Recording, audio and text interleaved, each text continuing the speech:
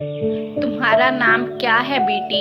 शीला देवी ने police station में अपने सामने बैठी लगभग 4 साल की बच्ची से पूछा। मेरा नाम पीहू है नानी, उस छोटी सी बच्ची ने अपनी मधुर आवाज और भोले अंदाज में उत्तर दिया। तभी शीला के पति रमेश इस बच्ची से बात करने के लिए आगे बढ़े। तुम्हें पता है हम दोनों कौन हैं? उसने बच्ची से पूछा। पीहू ने फिर जवाब दिया, हाँ नाना जी, मेरी माँ मुझे हर दिन आप दोनों के बारे में बहुत सी बातें बताती थी। उसने कहा, आप दोनों बहुत प्यारे हैं, आप दोनों मेरी माँ से बहुत प्यार करते थे और अब आप दोनों मुझसे भी बहुत प्यार करेंगे, ऐसा माँ ने कहा है। शीला भारी मन से रोने लगी। रमेश ने खुद के आंसू संभालते हुए पीहू से सबसे पेचीदा सवाल पूछने का साहस जुटाया, लेकिन तुम्हारी माँ कहाँ है मेरी बच्ची? तभी इस केस के प्रभारी पुलिस अफसर रमेश और शीला से बात करने आगे आए और बोले, रमेश जी, शीला जी, हम जानते हैं ये सब आपके लिए बहुत ही चौंका देने वाली बातें हैं। यकीन मानिए हम सब भी इतना ही चौंक गए थे। 6 सालों से हम सब पुलिस वाले मिलकर जी जान लगाकर आपकी गुमशुदा बेटी को ढूंढने की कोशिश कर रहे हैं। हम सब ने एक 16 वर्ष की नाबालिग लड़की की गुमशुदगी का गांभीर्य समझते हुए आपकी बेटी सुमन को हर जगह ढूंढा। ये अपहरण का मामला होने का हम सभी को शक था ही, इसलिए हमने पूरा गांव और इसके आसपास के इलाके छान मारे। कई छोटे मोटे अपराधियों से पूछताछ की, कई अस्पतालों और मुर्दाघरों की तलाशी ली। 6 सालों में हमने हर संभावना को टटोल कर देखा है। हर वक्त आपकी बेटी की सुरक्षित घर वापसी ही हमारी टीम का ध्येय रहा है। पर 2 दिन पहले हमें ये लड़की सुबह सुबह अपने पुलिस स्टेशन के दरवाजे पर बैठी मिली, ठंड में सिकुड़ती और कपकपाती। इसने बताया कि उसे कोई ट्रक ड्राइवर यहाँ छोड़ आ गया जिसे वो नहीं जानती। प्राथमिक तलाशी पर हमें इस बच्ची की फ्रॉक की जेब में छिपा हुआ ये खत मिला। हमने इस खत के लिखावट की पुष्टि की है। इसे आपकी बेटी की पुरानी स्कूल की किताबों की लिखाई से मिलाकर जांचा है। यह निश्चित रूप से आपकी बेटी सुमन का ही खत है। रमेश और शीला खत के अक्षर देखते ही अपनी बेटी सुमन की लिखावट पहचान गए थे। उन बाप को तो किसी पुष्टि की भी जरूरत नहीं थी। उत्सुकता और बेचैनी से वे दोनों उस खत को पढ़ने लगे। सुमन ने लिखा था, प्यारे पापा और मम्मी, मुझे पता है कि आप दोनों कई सालों से मेरी कोई खबर पाने के इंतजार में होंगे। 6 साल बीत गए मुझे भी आप दोनों को आखिरी बार देखे हुए। मुझे आपकी परेशानियों का अंदाजा है। बहुत चिंता होती होगी ना आपको, मेरी हर जगह ढूंढते होंगे आप लोग मुझे पता चला कि पुलिस भी मेरी तलाश में कई सालों से है।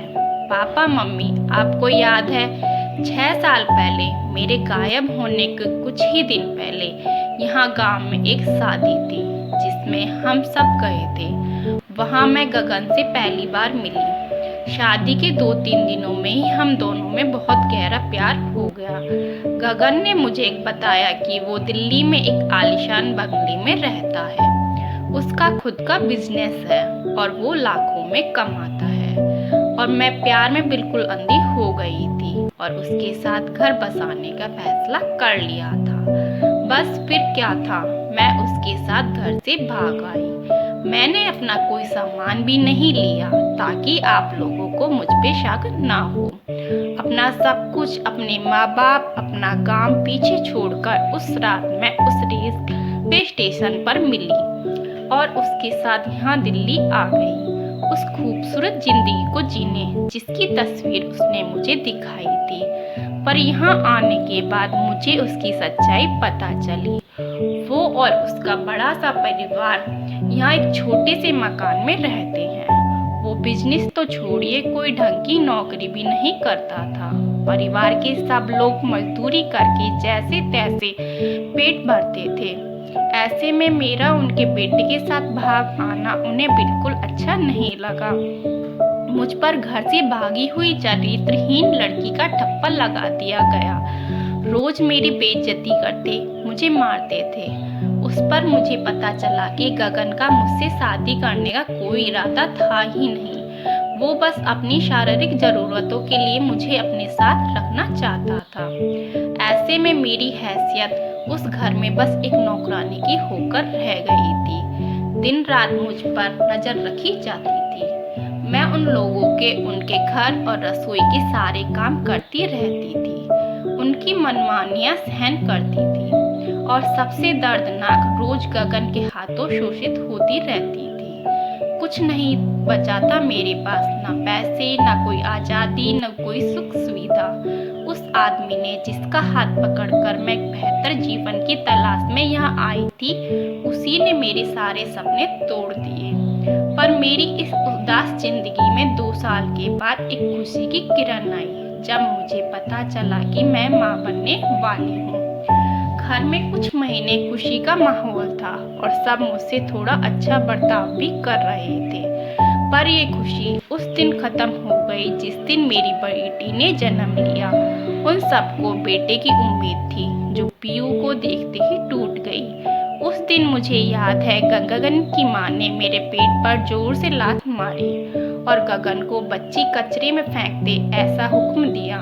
मैं बहुत चिल्लाई, रोई, उनसे लड़ झगड़ कर अपनी बेटी की जान बचाई। इसके बाद अगले 2 सालों में मैं और 2 बार गर्भवती रही, पर हर बार मेरा गर्भ ये लोग पहले ही गिराते थे। मुफ्त की नौकरानी 9 महीने बिस्तर पर पड़ी रहे, ये उन्हें मंजूर नहीं था। धीरे धीरे गगन को भी मेरी जरूरत नहीं रही।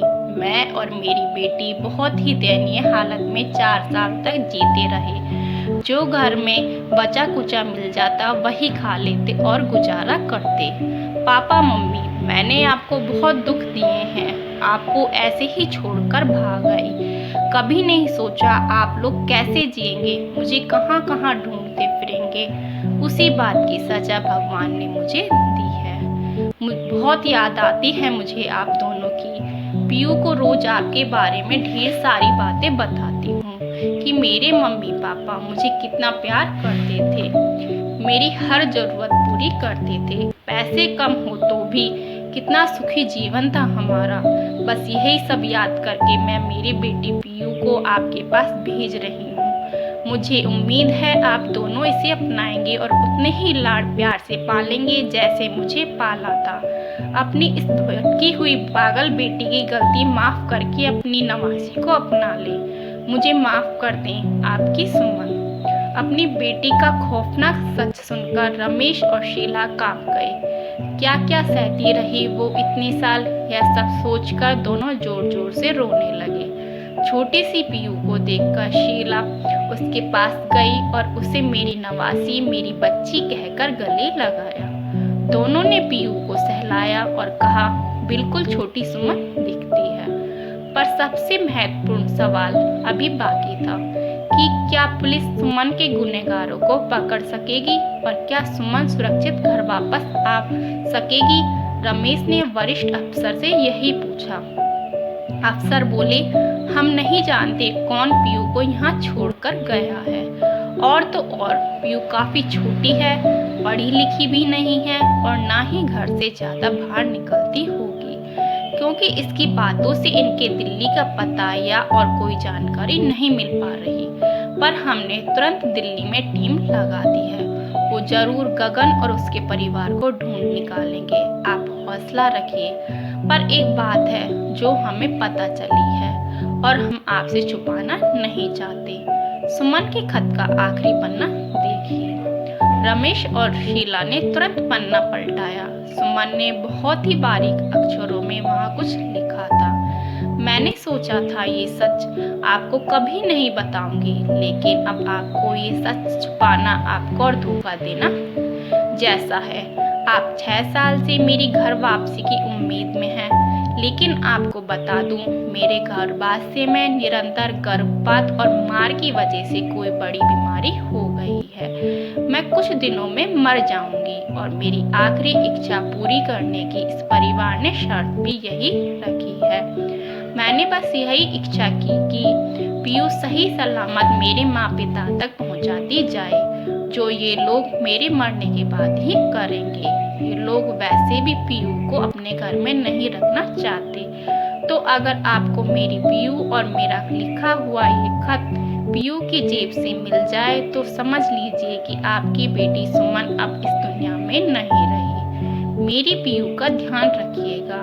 आप दोनों का मेरा आखिरी प्रणाम। रमेश और शीला स्तब्ध हो गए थे।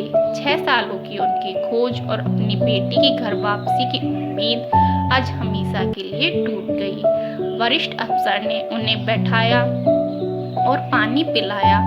अफसर को भी उतना ही दुख हो रहा था। उन्होंने वचन दिया कि गगन और उसके परिवार को ढूंढ निकालेंगे और सजा देंगे, पर अब बूढ़े और थके हारे रमेश और शीला हिम्मत हार चुके थे। उनमें और ताकत नहीं थी इस केस को जारी रखने की। उनकी सुमन की तलाश तो खत्म हो ही गई थी, अब उन्हें और कुछ नहीं चाहिए था। पर भगवान ने उनके खाली हाथों में सुमन के बदले पीयू का हाथ दे दिया था। रमेश और शीला ने एक नई उम्मीद के साथ पीयू को सीने से लगा लिया।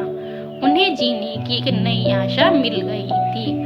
कुछ कागजी कार्रवाई के बाद वरिष्ठ अफसर ने 16 साल की लापता लड़की सुमन की केस फाइल बंद कर दी। वे आज भी निजी तौर पर दिल्ली में गगन को ढूंढ रहे हैं।